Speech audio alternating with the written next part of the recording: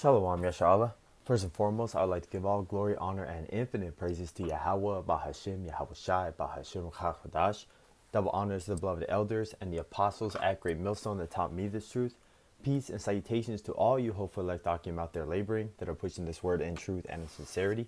This is your brother Amar from the GMS Boise, Idaho camp, and I wanted to do this lesson based on an encounter that the brothers and I had at camp with another bugged out Christian, and the way the interaction went was pretty much at the end of the day, it was about a 50-minute conversation, give or take, of him not understanding the point that the Most High brings, judgment. And there are certain things that you're required to do as a man. There's certain things that you can do to show your faith and Salakia. And that there's also different levels of understanding, And this man was just coming with, the basic rhetoric of the Christian dogma of them thinking that it's better to love your enemy to death. Well, as I always say, it is very convenient to say love, love, love after you've already raped, robbed, and pillaged and taken everything from this people. And then now when they want to complain, it's a problem. That's not something that they should really be even talking about because it was so long ago. Yet it affects them to this very day. And I'm talking about what the so-called white supremacy has done to the children of Israel, being the so-called Negroes, Latinos, and Native Americans, as well as the speckled Israelites that are scattered throughout the world, looking like the other nations, So all these people have been directly affected by the rulership that Esau Edom has been dominating the world with. But it is for our punishment. And sometimes love has to be something in the world called tough love.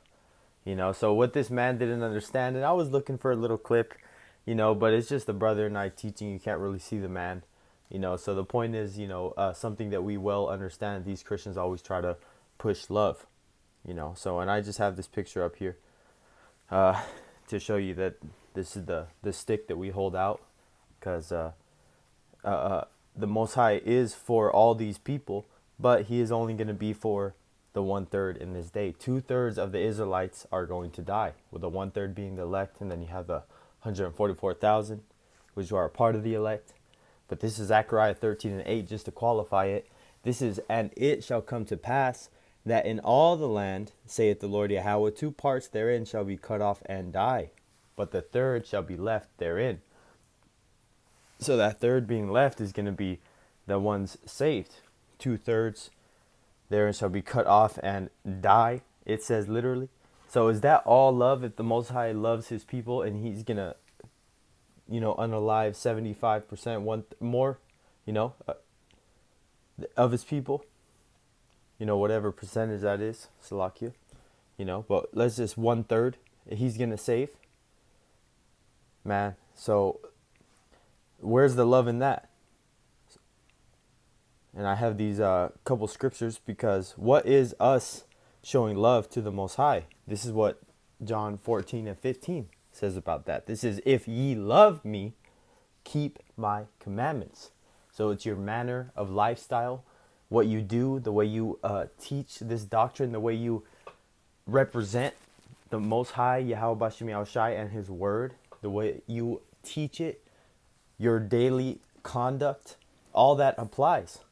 So these Christians just saying, being nice to somebody, giving your change to the man on the sidewalk that's homeless, which you're not going off, but them just constantly, biting their tongue, not saying a cuss word, not being angry at somebody else or whatever it may be, just being nice all the time, getting taken advantage of, that's the way to go.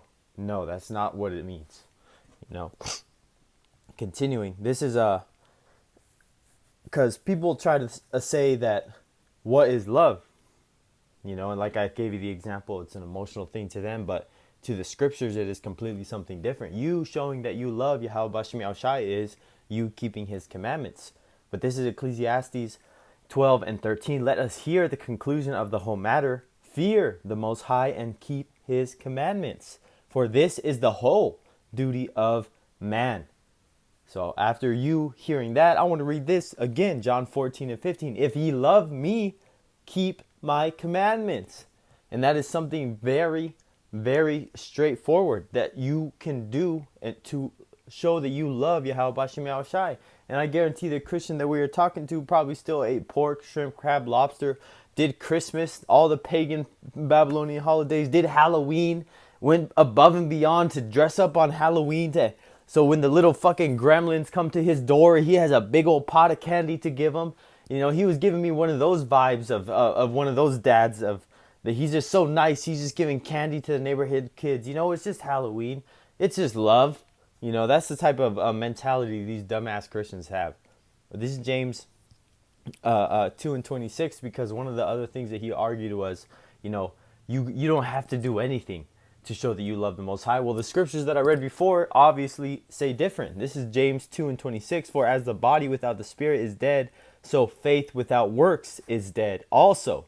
And this transpires right onto this scripture, James 2 and 18. I should have read it in a different order, Salakia, but you know, it's a spirit nonetheless. This is, yea, a man may say, thou hast faith, and I have works. Show me thy faith without thy works, and I will show thee my faith by my works. And those works is just, you know, keeping the commandments, making sure that you're not participating in these pagan holidays. You're staying away from your family members if they are participating in that holiday. You're not going around during Thanksgiving. You're staying away during Christmas. You're not going around during your abuela's birthday when you know the whole family's going to be there, because, you know, it's the abuela. Everybody's got to bring something for abuelita, you know, which they think that they're being nice by doing that, which only if they knew how wicked the symbolic paganism that is doing. Hey man, you wouldn't want your abuelita doing that. You know, so that's just a sad reality, because I got to deal with that shit, man. I'm speaking from experience of what my family does, man. You know, so it's and I'm looking like I'm the bad guy. They look like me like I'm the bad guy because I don't want to go and bring a big old fucking box with a ribbon on it and say I love you, abuela. No, man. You know, with picture of Caesar Borgia right there on the wall, man. I can already see it.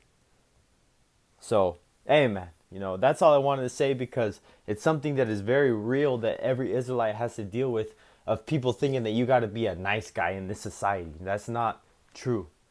The way that you can show love is by keeping the law, statutes, and commandments to the best of your ability of Yahawashi.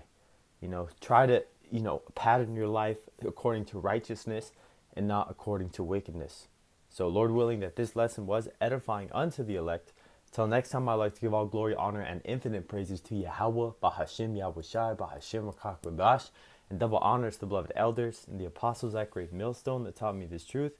And peace and salutations to you, hopeful elect Akim out there laboring, that are pushing this word in truth and in sincerity. Till next time, Lord willing, Shalom.